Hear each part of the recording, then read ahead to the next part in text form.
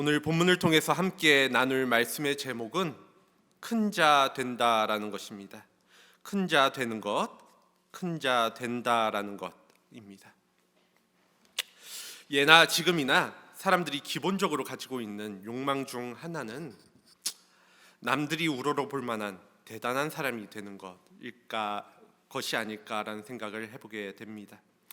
이를 우리는 큰 사람 혹은 큰 인물이 되고 싶다라고 표현하기도 하는데요. 여기서 큰 사람이란 위대한 일을 하는 사람, 뛰어난 업적을 남기는 사람, 높은 자리에서 소위 말하는 큰 일을 하는 사람을 의미하죠. 이러한 모습을 동경하는 것은 예수님의 제자들도 마찬가지였습니다. 예수님이 이스라엘의 구원자로서 로마의 압제에서 그들을 해방시킬 때 다가올 새로운 세상에서 누가 큰 자가 될 것인가, 누가 예수님의 옆자리에서 큰 자가 될 것인가, 큰 자리를 차지할 것인가에 대해서 제자들끼리 논쟁한 것만 보더라도 이러한 욕구는 누구에게나 찾아올 수 있는 것임을 알 수 있습니다.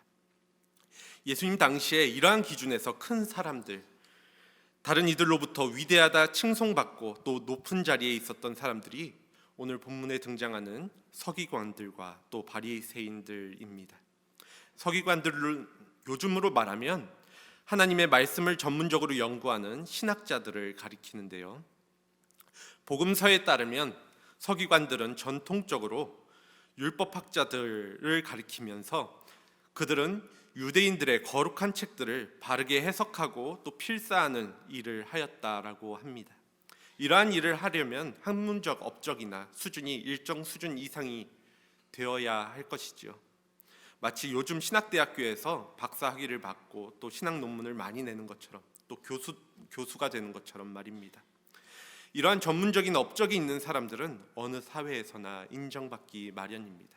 높임받기를 마련이죠. 또 바리새인들은 요즘으로 말하면 신앙생활과 또 삶 속에 있어서 가장 모범적인 목회자나 또 장로와 같은 이들이라고 이야기할 수 있습니다. 바리새인이라는 단어의 뜻은 구별된 사람이라는 뜻인데요. 초기 기독교에서 예수를 믿는 사람을 구별된 무리라고 뜻하는 하기오스라고 불렀는데 그 의미가 비슷합니다.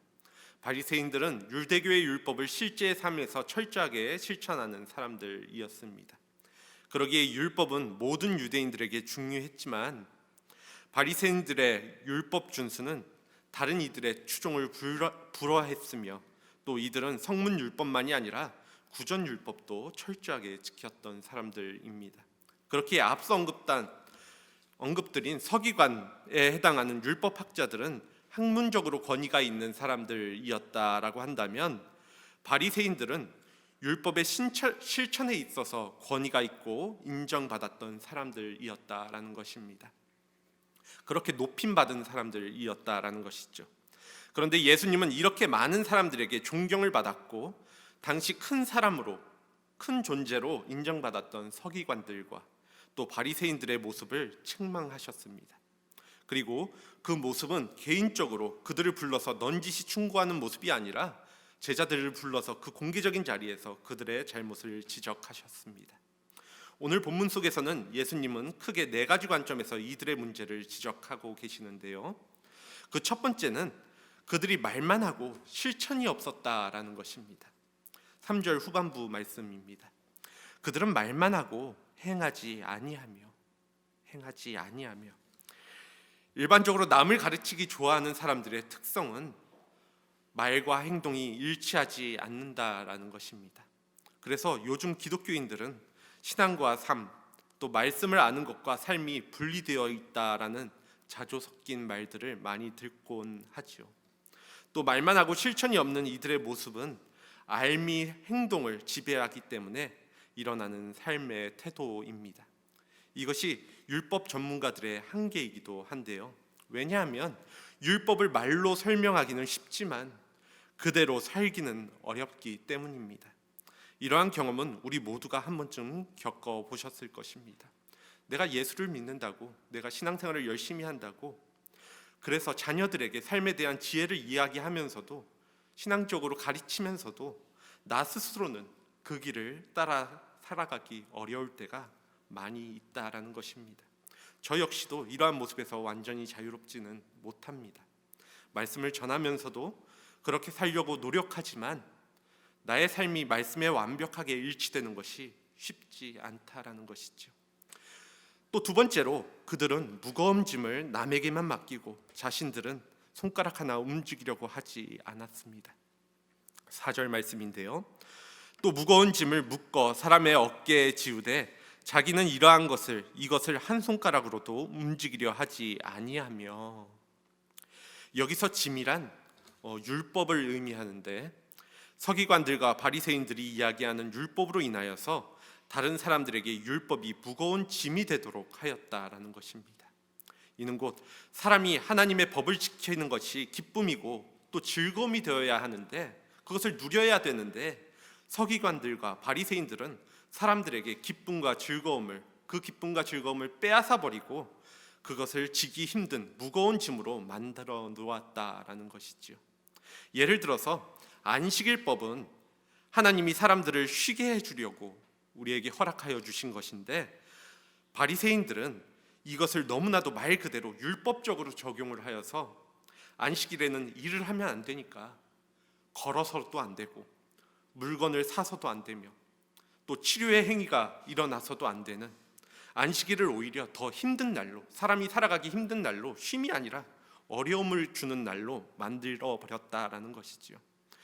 그런데 이렇게 율법을 이야기하면서 다른 사람에게 많은 짐을 주었던 서기관들이나 바리새인들은 자신들은 그러한 율법을 자기 입맛에 맞게 해석하고 행하려 하지 않았다라는 것에 그 문제가 있었다라는 것입니다. 다른 사람들을 감시하고 또 지적하고 고발하기에만 열중했지 자기들은 하나님의 법을 자기 입맛대로 맞춰버린 것이죠. 그들의 문제 세 번째는 그들은 자신을 남에게 보이게 하는 일에 매달렸다라는 것입니다. 이게 가장 심각한 문제로 보여지는데요. 그 내용이 5절에 자세하게 서술되어져 있습니다. 5절 말씀입니다. 그들의 모든 행위를 다 사람에게 보이고자 하나니 곧 경문의 띠를 넓게 하며 옷수를 길게 하고. 그들은 경문의 띠를 넓게 하고 경문띠를 넓게 하고 옷수를 길게 하였다라고 기록하고 있습니다. 여기서 경문띠는 성구를 넣는 상자, 그러니까 말씀을 기록하여 놓은 그 글귀를 넣은 상자이고 옷술은 옷단에 다는 술을 의미합니다. 이러한 복장은 어디를 가든지 눈에 확 띄기 마련이죠. 요즘 식으로 바꾸어 이야기를 하면 요즘 길거리를 걸어가고 있는데 마치 내가 신앙생활을 열심히 하고 있으니까 목사 가운을 입고 돌아다니는 것과 또 내가 공부를 열심히 했으니까 박사 가운을 입고 돌아다니는 것과 같은 모습입니다. 물론 그들은 실제로 그 옷에 걸맞는 많은 노력을 기울였을 것입니다. 그 옷에 맞게 살아가려고 노력했겠죠. 그들은 매일 정해진 시간에 드리는 기도와 또 성서 일과와 금식 또 헌금에 투철하였습니다. 이러한 모습이 잘못되었다라는 것이 아니라 문제는 그들의 모든 신앙적인 노력들이 남들 눈에 보이고자 하는 자랑의 구실이었다라는 것에 있습니다. 즉 그들이 율법을 지키는 것이나 기도하는 것이나 종교적 행위들을 하는 것은 하나님의 법을 지키려는 것도 아니고 하나님께 기도하려는 것도 아니라 단지 사람들에게 내가 하나님을 믿는다라는 것을 과시하려고 하는 것일 뿐이었다라는 것이지요. 눈에 잘 띄는 복장을 하고 사람들 보라고 일부러 과장해서 행동을 하면서 그저 하나님이 아니라 사람들의 눈빛에 사람들의 시선에 인정받으려고 했던 모습들이 그들에게 있었다라는 것입니다. 마지막으로 이들의 문제는 윗자리를 앉기를 좋아하는 사람들이었다라는 것입니다. 6절 말씀입니다. 잔치의 윗자리와 회당의 높은 자리와 시장에서 문안 받는 것과 사람에게 랍비라 칭함을 받는 것을 좋아하느니라. 이들은 잔치의 윗자리와 회당의 높은 자리를 좋아하고 시장에서 문안 받는 것과 사람들에게 랍비라 즉 선생님이라 칭함받는 것을 좋아하였습니다. 이를 한마디로 정의하면 이들이 교만하였다라는 것입니다. 스스로 남들보다 위에 있다라고 생각하고 내가 그래도 저들보다 낫지라고 생각하고 그 자리를 좋아하는 것, 장터에서 인사받는 것을 남들이 나에게 시선을 주는 것을 좋아하고 그것이 당연하다라고 여기고 선생이라 불리는 것을 마땅하다고 생각하는 것이 바로 교만이지요. 초대 교부였던 아우구스티누스는 하나님과 또 이웃과의 관계를 파괴하는 인간의 죄의 핵심이 바로 이 교만이라고 이야기하였습니다. 그는 교만은 하나님의 모방에서 빗나간 형태라고 이야기하는데요.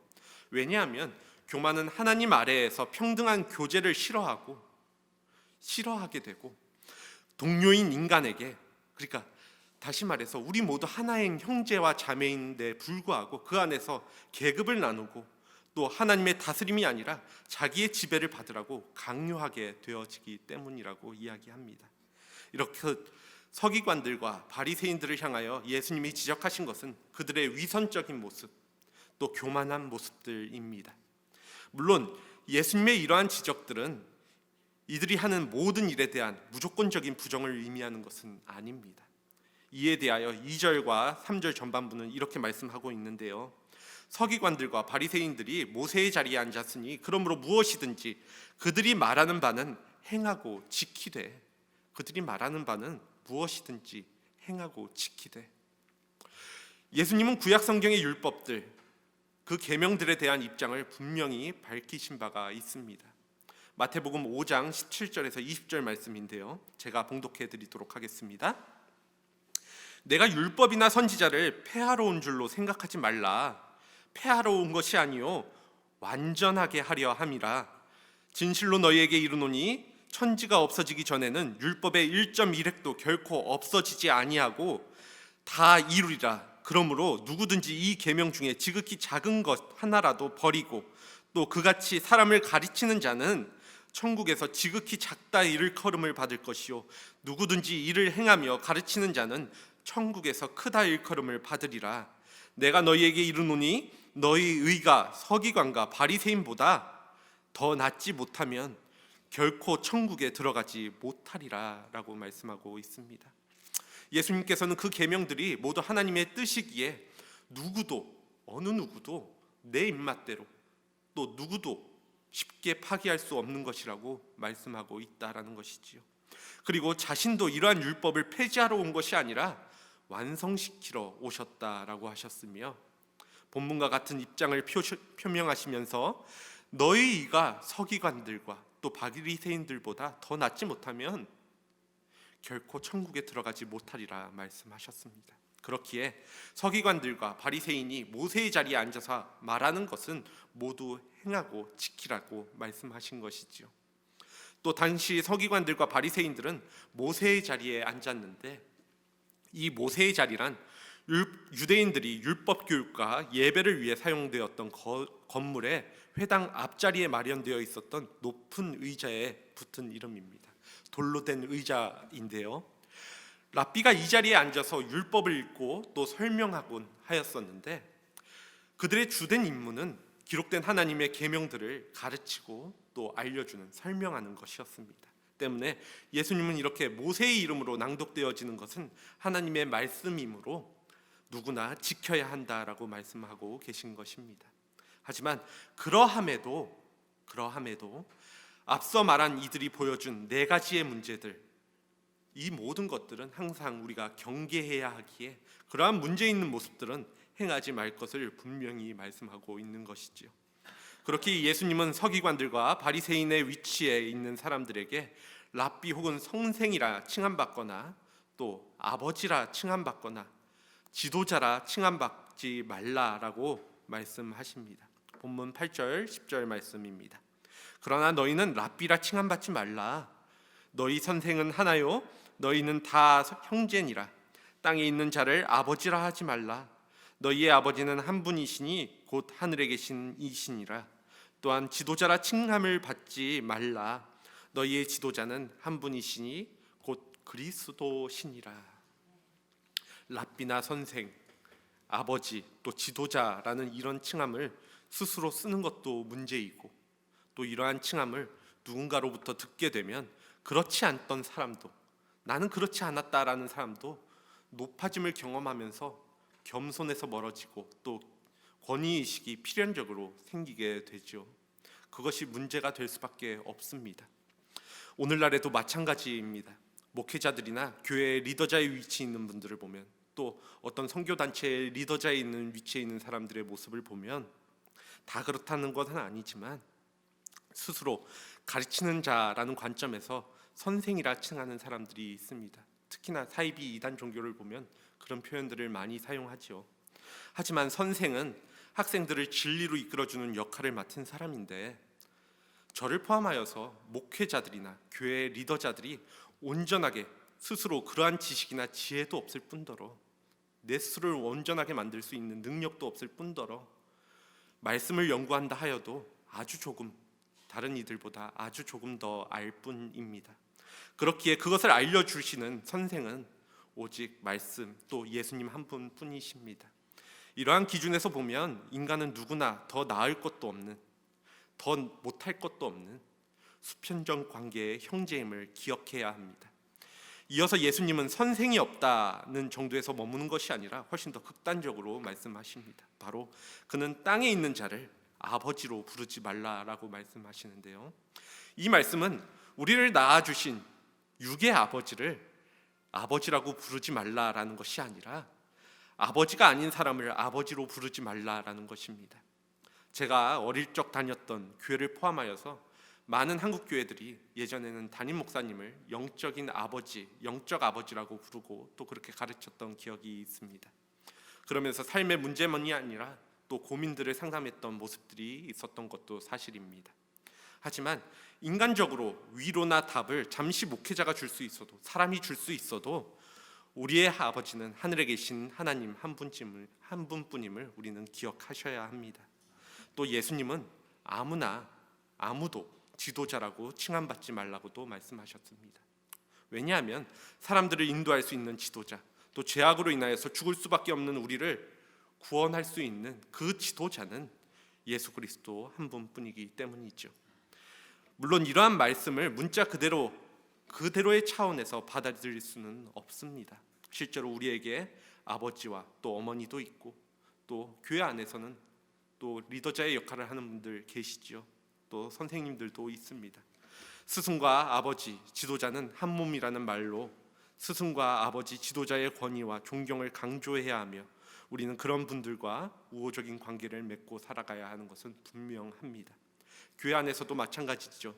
누군가는 스승의 역할을 해야 하고 또 아버지의 역할을, 또 지도자의 역할들이 필요할 때가 있습니다. 그렇지만 예수님이 말씀하시는 요지는 영적인 차원에서 그러한 자리에 올라서지 않도록, 그러한 위치에 올라서지 않도록, 또 그러한 자리로 인하여서 스스로 병들게 만드는 모습에 대하여 스스로 점검해 볼 수 있어야 한다라는 것입니다. 그러한 모습에는 거리를 두어야 한다라는 것이죠. 다시 말해서 오늘 본문 가운데 예수님은 지금 사회를 구성하고 있는 선생, 또 아버지, 지도자와 같은 형식 자체를 부정하는 것이 아니라 인간의 삶을 실제로 살아내려고 그 공동체를 생명의 영으로 채울 수 있는 인간관계의 본질이 무엇인가, 그 순수한 본질이 무엇인가, 진리가 무엇인가를 말하려 하는 것입니다. 그리고 그 본질은 하나님과 예수 그리스도만이 모든 관계의 근본이 되어주신다라는 사실에 놓여져 있습니다. 모든 사람들이 예수 그리스도와 하나님의 관계를 충실하게 누릴 때에만 개인과 공동체의 생명의 능력이, 생명의 힘이 활성화될 수 있기 때문이죠. 그러면 이렇게 우리가 예수 그리스도와 하나님의 관계를 충실하게 누릴 수 있는 길이 무엇일까 고민해 볼 수밖에 없습니다. 예수님께서는 오늘 본문 11절 12절 말씀을 통하여서 오늘 말씀의 핵심을 명확하게 하시는데요. 11절 12절 말씀입니다. 너희 중에 큰 자는 너희를 섬기는 자가 되어야 하리라. 누구든지 자기를 높이는 자는 낮아지고 누구든지 자기를 낮추는 자는 높아지리라. 서기관들과 바리새인들과 같이 남들이 우러러보고 대단하다 여기는 당시의 큰 사람이라는 관념 속에서 예수님은 오히려 섬기는 자가 큰 사람이라고, 섬기는 자가 바로 그 큰 사람이라고 말씀하십니다.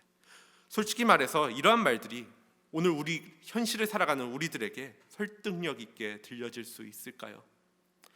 좋은 말이기는 합니다만, 섬긴다라는 말이 좋은 말이기는 합니다만 어느 누구도 이 말이 기분 좋게 혹은 또 받아들이고 싶다라고 생각하는 사람들은 별로 없을 것입니다. 당시나 오늘이나 사람들은 남을 섬기는 삶보다는 섬김받는 삶을 살아가고 싶어 하기 때문이죠. 당시 서기관들이나 바리새인들처럼 높임받는 자, 남들의 이목이 집중되는 사람, 또 남들이 떠받들어주는 사람이 되길 원하고 그러한 삶을 살기 원하는 것이 이치입니다. 이러한 식으로 세상을 바라보는 사람들은 늘 이러한 관점에서 세상을 살아갈 수밖에 없죠. 그래서 이러한 사람들에게는 예수님의 말씀이 마음에 부담만을 주고 또 공허한 외침으로 들릴 뿐인 것입니다. 그렇기에 오늘 본문의 마지막 말씀은 하나님 나라가 가까이 왔다라는 관점에서 이해를 해볼 수 있어야 하는데요. 몇 번 말씀드린 적이 있지만 하나님 나라는 하나님의 통치가 이루어지는 곳입니다. 하나님의 사랑 또 하나님의 능력이 펼쳐지는 곳이 하나님의 나라이죠. 그것은 곧 우리의 영혼을 자유케 하는 그 능력을 의미합니다. 이러한 하나님의 통치는 지식이 많고 또 적음이나 재산이 많고 적음, 이러한 것들에 상관없이 우리가 예수 그리스도를 구세주로 받아들이기만 한다면 주어지는 놀라운 은혜입니다. 그리고 거기서 우리는 자유와 해방을 경험할 수 있게 되어집니다. 지난 주일이 추수감사 주일이기도 하였지만 또 다른 한편 종교개혁 주일이었는데요. 루터는 오직 믿음을 통하여서 하나님과의 관계가 새로워진다라는 사실을 깨닫고 영혼이 자유로워진 것을 경험했었던 인물입니다. 그 이후로 그에게 다른 것들은, 자신에게 주어지는 모든 것들은 사소해졌다라고 그는 고백합니다. 높은 자리에 오르는 것이나 사람들에게 인정받는 것도 관심의 대상이 아니었다라고 루터는 고백하지요. 그렇기 때문에 당시 가장 권력이 높았던 교황에게까지도 두려워하지 않을 수 있었습니다. 한마디로 그의 영혼이 자유함을 얻게 되었다라는 것입니다. 예수 그리스도를 믿음으로 하나님과의 관계가 새로워진다라는 것은 가장 낮은 자리로서 내려감으로 가장 높은 자리에 이르는 경험을 할 수 있게 되어지는 은혜입니다. 예수님께서 십자가에 달리기 마지막 밤에 보여주신 모습은 낮은 자의 모습으로 제자들의 발을 씻기는 것이었고, 또 뿐만 아니라 예수님은 당시 모든 사람들에게 수치의 대상이었던, 가장 낮은 자리의 대상이었던 십자가 처형을 당하셨습니다. 그렇기에 초기 기독교, 우리가 알고 있는 초대교회의 모든 성도들은 예수님을 하나님의 영광을 버리고 이 땅에 인간의 몸을 오셨다고, 이 땅에 인간의 몸으로 오신 분이시라고 찬양하였습니다. 즉 하나님의 아들이 어찌 보면 가장 낮은 자리에 오셨다라는 사실로부터 기독교의 신앙은 시작되었다라는 것입니다. 이처럼 예수님께서는 육을 입고 태어나실 때부터 죽으실 때까지 낮은 자의 모습으로, 섬기는 자의 모습으로 살아가셨음을 우리는 기억해야 합니다. 말씀을 정리합니다. 앞서 예수님의 말씀처럼 자기를 낮춘다라는 것이, 또 남을 섬기며 또 겸손하여진다라는 것이 우리 스스로 잘 안 된다라는 사실은 우리 모두가 인정할 것입니다. 이는 사람 마음이라는 것이 저 높은 곳만을 바라며 또 이미 갖고 있는 권위나 권력을 내가 내려놓을 마음이 또 그렇기가 쉽지 않기 때문이죠.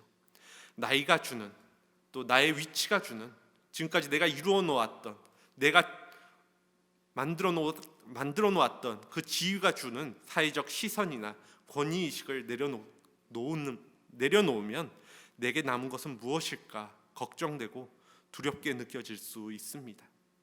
또 이러한 것들이 없으면 세상이, 또 내 주변이 나를 무시한다라고 느껴질 수도 있을 것입니다. 이러한 인간의 본성 때문에 우리는 신앙생활을 하면서 내면의 충돌이 일어나게 될 가능성이 많은 것도 사실이죠.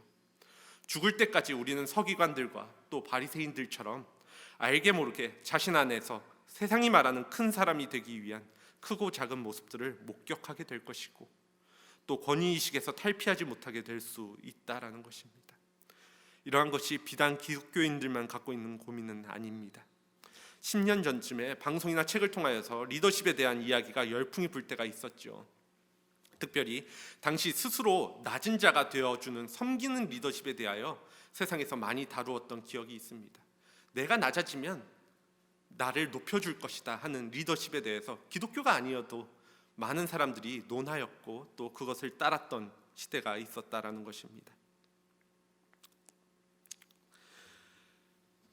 세상 사람들도 이렇게 섬기는 자의 모습이 필요하고 또 유익하다라는 것을 알고 있지만 그것이 잘 이루어지지 않는 것은 기독교인들과 거의 동일한 이유 때문입니다. 바로 높아지기 위해서 낮아지고 또 섬겨야 한다라는 것에만 초점을 맞추고 있기 때문이죠. 이렇게 의도가 높아지기 위해서 우리가 생각해 보면 왜 낮아질까? 예수님의 모습을 바라보면서 내가 낮아지는 것이 아니라 많은 사람들이 내가 높아지기 위해서 낮아지니까 문제가 된다라는 것입니다. 높아지기 위해서 낮아지려 하거나 섬기는 것에만 초점을 두게 되면 어느 누구든지 지치고 또 나가 떨어질 수밖에 없습니다. 이는 신앙생활의 유무와도 상관없죠. 누구나입니다. 왜냐하면 그에 따르는 공급이 없기 때문입니다. 이는 나의 힘만을 가지고 스스로 낮아지는 것이 한계가 있다라는 것을 증명합니다. 정확히 본문 말씀을 보면 낮아지고 남을 섬기는 자가 큰 자라고 지칭되어진다라고 하였지 큰 자가 되기 위해서 낮아지라고 말씀하지 않으셨습니다. 이 말의 순서를 우리가 깊이 묵상할 수 있어야 합니다. 큰 자가 되기 위해서 낮아지라고 하지 않으셨다라는 것이죠.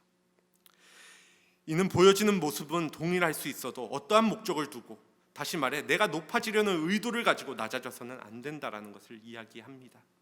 일예로 우리가 선거철이 되면 표를 많이 받기 위해서 시장도 가고 또 봉사도 하면서 낮아지는 모습들 또 고개 숙이는 모습들 많이 볼 수 있습니다.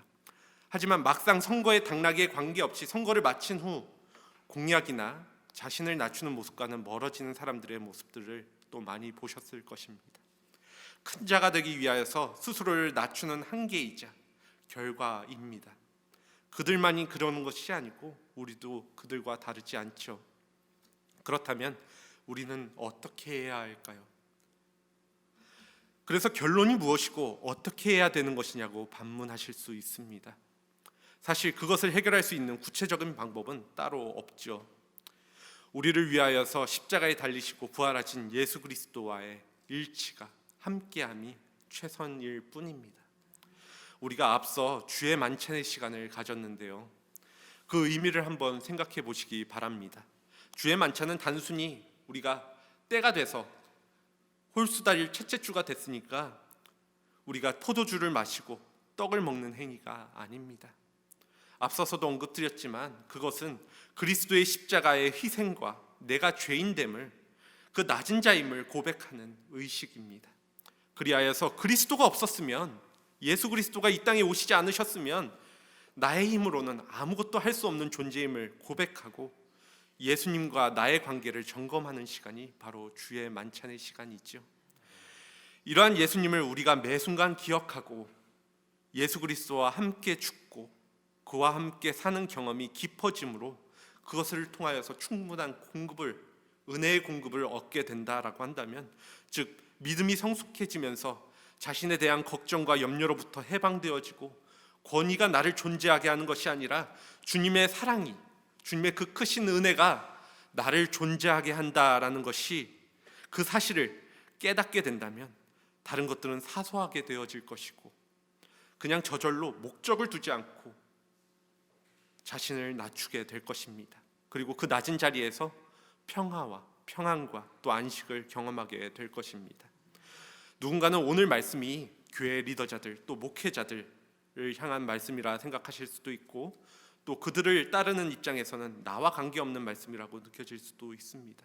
하지만 교회는 궁극적으로 누구나 리더의 위치에 있어야 하고, 또 가정 안에서는 아버지로 또 어머니로서, 또 삶과 직장 가운데서는 우리가 시간을 지나면서 리더자로서의 역할을 해야 됨을 기억해야 합니다. 다시 말해서 이 말씀은 우리 모두에게 적용되어야 하는 말씀입니다. 이러한 기준에서 지금까지의 나의 삶은 예수님께서 말씀하시는 낮은 자리로 향해 가고 있는 사람, 진정한 의미에서 큰 사람의 모습과 부합하는지 질문해 보게 됩니다. 여러분은 어떠십니까?